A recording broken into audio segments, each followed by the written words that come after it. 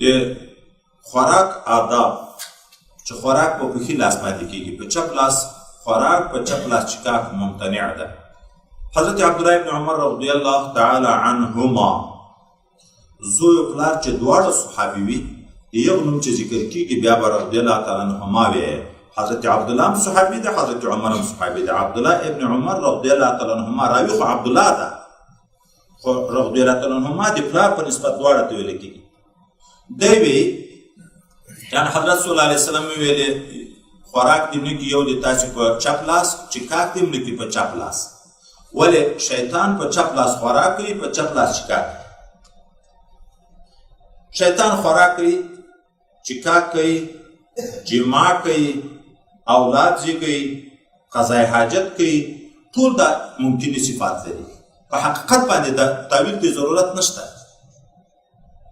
اوس د ده عادت دا ده چې خوراک په چپ لاس، چکاک په چپ لاس کوي.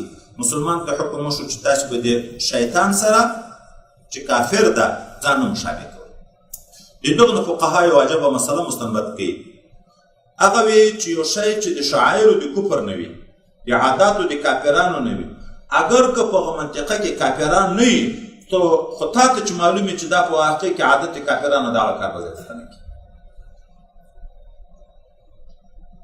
نن مسلمانان اکثره په عادت کافرانو لګیا دي که نه دي لګیا؟ لباس د هغو په شکل باندې ده، خوراک د هغو په شکل باندې ده، رفتار او گفتار هر څه د هغو په شکل باندې دي. که څوک ورته ووایي وایي دلته چیرې دي کافران؟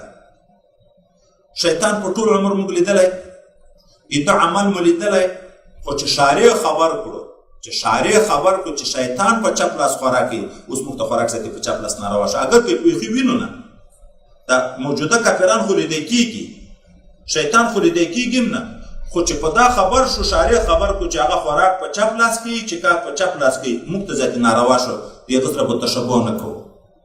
نو کوم کافران چې په دنیا کې په کوم کیفیاتو کې لګیا دي او د هغه د شعایرو د جملې نه وي، ته چې خبر شوې چې دا عادت کافرانو ده، نو ته به ذاتي هغه عادت نه کوې او دا عذر د ځان دپاره نه شي ویلی چې دلته خو مسلمانان دي، دلته خو کافران نشته.